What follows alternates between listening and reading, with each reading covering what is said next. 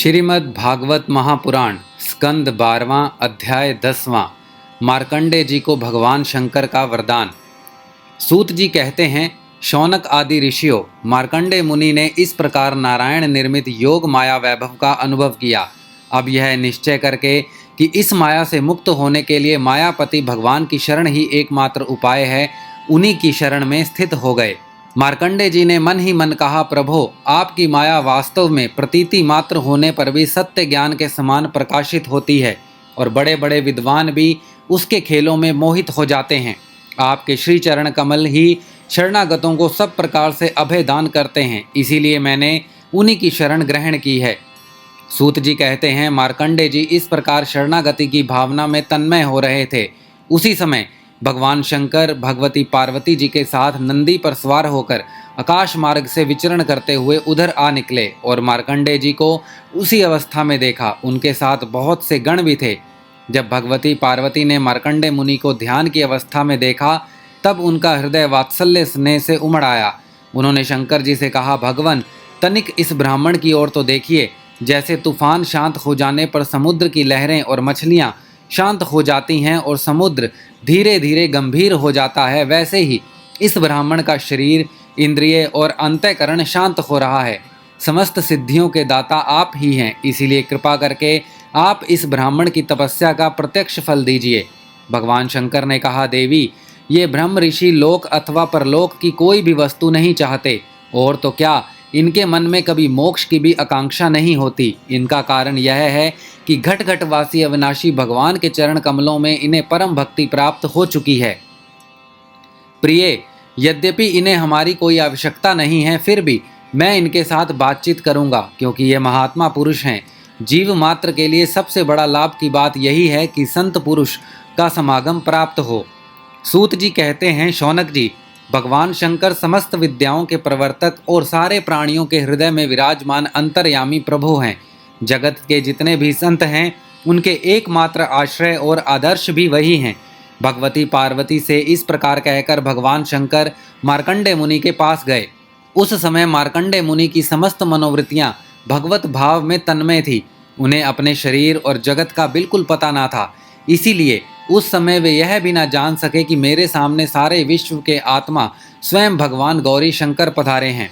शौनक जी, सर्वशक्तिमान भगवान कैलाशपति से यह बात छिपी न रही कि मार्कंडेय मुनि इस समय किस अवस्था में हैं। इसीलिए जैसे वायु अवकाश के स्थान में अनायास ही प्रवेश कर जाती है, वैसे ही वे अपनी योग माया से मार्कंडेय मुनि के हृदय आकाश में प्रवेश कर गए।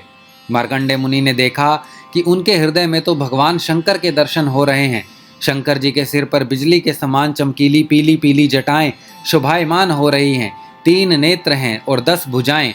लंबा तगड़ा शरीर उदयकालीन सूर्य के समान तेजस्वी है।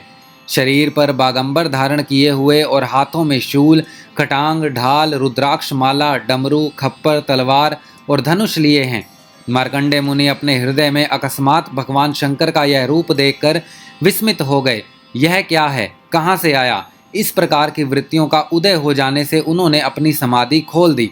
जब उन्होंने आंखें खोली, तब देखा कि तीनों लोकों के एकमात्र गुरु भगवान शंकर जी, पार्वती जी तथा अपने गणों के साथ पधारे हुए हैं। उन्होंने उनके चरणों में माथा टेक कर प्रणाम किया। तदंतर मार्कंडेय मुनि ने स्वागत, आसन, पाद, अर्घ्य, गंध, पुष्पमाला, धूप और दीप आदि उपचारों से भगवान शंकर, भगवती पार्वती और उनके गणों की पूजा की। इसके पश्चात मार्कंडेय मुनि उनसे कहने लगे, सर्वव्यापक और सर्वशक्तिमान प्रभो, आप अपनी आत्म अनुभूति और महिमा से ही पूर्ण काम हैं। आपकी शांति और सुख से ही सारे जगत में सुख शांति का विस्तार हो रहा है। ऐसी अवस्था में मैं आपकी क्या सेवा करूं? मैं आपके त्रिगुणातीत सदाशिव स्वरूप को और सत्व गुण से युक्त शांत स्वरूप को नमस्कार करता हूं। मैं आपके रजोगुण युक्त सर्व प्रवर्तक स्वरूप एवं तमोगुण युक्त अघोर स्वरूप को नमस्कार करता हूँ। सूत जी कहते हैं, शौनक जी, जब मार्कंडेय मुनि ने संतों के परम आश्रय देवादिदेव भगवान शंकर की इस प्रकार स्तुति की, तब वे उन पर अत्यंत संतुष्ट हुए और बड़े प्रसन्न चित्त से हंसते हुए कहने लगे। भगवान शंकर ने कहा, मार्कंडेय जी, ब्रह्मा, विष्णु तथा मैं, हम तीनों ही वरदाताओं के स्वामी हैं। हम लोगों का दर्शन कभी व्यर्थ नहीं जाता। हम लोगों से ही मरणशील मनुष्य भी अमृतत्व की प्राप्ति कर लेता है। इसीलिए तुम्हारी जो इच्छा हो वही वर मुझसे मांग लो। ब्राह्मण स्वभाव से ही परोपकारी, शांत चित्त और अनासक्त होते हैं। वे किसी के साथ वैर भाव नहीं रखते और समदर्शी होने पर भी प्राणियों का कष्ट देखकर उनके निवारण के लिए पूरे हृदय से जुट जाते हैं। उनकी सबसे बड़ी विशेषता तो यह होती है कि वे हमारे अनन्य प्रेमी एवं भक्त होते हैं। सारे लोक और लोकपाल ऐसे ब्राह्मणों की वंदना, पूजा और उपासना किया करते हैं। केवल वे ही क्यों, मैं, भगवान ब्रह्मा तथा स्वयं साक्षात ईश्वर विष्णु भी उनकी सेवा में संलग्न रहते हैं। ऐसे शांत महापुरुष मुझ में, विष्णु भगवान में, ब्रह्मा में, अपने में और सब जीवों में अणु मात्र भी भेद नहीं देखते।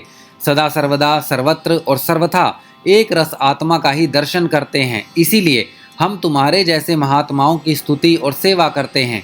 मार्कंडे जी, केवल जल में तीर्थ ही तीर्थ नहीं होते तथा केवल जड़ मूर्तियां ही देवता नहीं होती। सबसे बड़े तीर्थ और देवता तो तुम्हारे जैसे संत हैं, क्योंकि वे तीर्थ और देवता बहुत दिनों में पवित्र करते हैं, परंतु तुम लोग दर्शन मात्र से ही पवित्र कर देते हो। हम लोग तो ब्राह्मणों को ही नमस्कार करते हैं, क्योंकि वे चित्त की एकाग्रता, तपस्या, स्वाध्याय, धारणा, ध्यान और समाधि के द्वारा हमारे वेदमय शरीर को धारण करते हैं।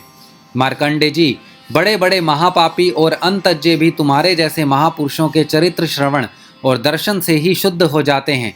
फिर वे तुम लोगों के संभाषण और सहवास आदि से शुद्ध हो जाएं, इसमें तो कहना ही क्या है। सूत जी कहते हैं, शौनक आदि ऋषियों, चंद्रभूषण भगवान शंकर की एक एक बात धर्म के गुप्ततम रहस्य से परिपूर्ण थी। उसके एक एक अक्षर में अमृत का समुद्र भरा हुआ था। मार्कंडे मुनि अपने कानों के द्वारा पूरी तन्मयता के साथ उसका पान कर रहे थे, परंतु उन्हें तृप्ति न हुई। वे चिरकाल तक विष्णु भगवान की माया से भटक चुके थे और बहुत थके हुए भी थे। भगवान शिव की कल्याण वाणी का अमृत पान करने से उनके सारे क्लेश नष्ट हो गए। उन्होंने भगवान शंकर से इस प्रकार कहा। मार्कंडे जी ने कहा, सचमुच सर्वशक्तिमान भगवान की यह लीला सभी प्राणियों की समझ के परे है। भला देखो तो सही, ये सारे जगत के स्वामी होकर भी अपने अधीन रहने वाले मेरे जैसे जीवों की वंदना और स्तुति करते हैं। धर्म के प्रवचनकार प्रायः प्राणियों को ही धर्म का रहस्य और स्वरूप समझाने के लिए उसका आचरण और अनुमोदन करते हैं, तथा कोई धर्म का आचरण करता है तो उसकी प्रशंसा भी करते हैं। जैसे जादूगर अनेकों खेल दिखलाता है और उन खेलों से उनके प्रभाव में कोई अंतर नहीं पड़ता, वैसे ही आप अपनी स्वजन मोहिनी माया की वृत्तियों को स्वीकार करके किसी की वंदना स्तुति आदि करते हैं तो केवल इस काम के द्वारा आपकी महिमा में कोई त्रुटि नहीं आती। अपने स्वप्न दृष्टा के समान अपने मन से ही संपूर्ण विश्व की सृष्टि की है और इसमें स्वयं प्रवेश करके कर्ता न होने पर भी कर्म करने वाले गुणों के द्वारा कर्ता के समान प्रतीत होते हैं। भगवान, आप त्रिगुण स्वरूप होने पर भी उनके परे उनकी आत्मा के रूप में स्थित हैं। आप ही समस्त ज्ञान के मूल, केवल, अद्वितीय ब्रह्म स्वरूप हैं। मैं आपको नमस्कार करता हूँ। अनंत, आपके श्रेष्ठ दर्शन से बढ़कर ऐसी और कौन सी वस्तु है जिसे मैं वरदान के रूप में मांगूं। मनुष्य आपके दर्शन से ही पूर्ण काम और सत्य संकल्प हो जाता है। आप स्वयं तो पूर्ण हैं ही, अपने भक्तों की भी समस्त कामनाओं को पूर्ण करने वाले हैं। इसीलिए मैं आपका दर्शन प्राप्त करने पर भी एक वर और मांगता हूँ। वह यह कि भगवान में, उनके शरणागत भक्तों में और आप में मेरी अविचल भक्ति सदा सर्वदा बनी रहे। सूत जी कहते हैं, शौनक जी, जब मार्कंडे मुनि ने सुमधुर वाणी से इस प्रकार भगवान शंकर की स्तुति और पूजा की, तब उन्होंने भगवती पार्वती की प्रसाद प्रेरणा से यह बात कही। महर्षि, तुम्हारी सारी कामनाएं पूर्ण हो। इंद्रियातीत परमात्मा में तुम्हें अनन्य भक्ति सदा सर्वदा बनी रहे। कल्प पर्यंत तुम्हारा पवित्र यश फैले और तुम अजर एवं अमर हो जाओ। ब्राह्मण, तुम्हारा ब्रह्म तेज तो सर्वदा अक्षुण रहेगा ही। तुम्हें भूत, भविष्य और वर्तमान के समस्त विशेष ज्ञानों का एक अधिष्ठान रूप ज्ञान और वैराग्य युक्त स्वरूप स्थिति की प्राप्ति हो जाए। तुम्हें पुराण का आचार्य तत्व भी प्राप्त हो। सूत जी कहते हैं, शौनक जी, इस प्रकार त्रिलोचन भगवान शंकर मार्कंडे मुनि को वर देकर भगवती पार्वती से मार्कंडे मुनि की तपस्या और उनके प्रलय संबंधी अनुभवों का वर्णन करते हुए वहां से चले गए। भृंगु वंश शिरोमणि मार्कंडे मुनि को उनके महायोग का परम फल प्राप्त हो गया। वे भगवान के अनन्य प्रेमी हो गए। अब भी वे भक्ति भाव भरित हृदय से पृथ्वी पर विचरण किया करते हैं। परम ज्ञान संपन्न मार्कंडे मुनि ने भगवान की योग माया से जिस अद्भुत लीला का अनुभव किया था, वह मैंने आप लोगों को सुना दिया। शौनक जी, यह जो मार्कंडे जी ने अनेक कल्पों का सृष्टि प्रलयों का अनुभव किया, वह भगवान की माया का ही वैभव था, तत्कालिक था और उन्हीं के लिए था, सर्वसाधारण के लिए नहीं। कोई कोई इस माया की रचना को न जानकर अनादिकाल से बार बार होने वाले सृष्टि प्रलय ही इसी को बताते हैं। इसीलिए आपको यह शंका नहीं करनी चाहिए कि इसी कल्प में हमारे पूर्वज मार्कंडे जी की आयु इतनी लंबी कैसे हो गई।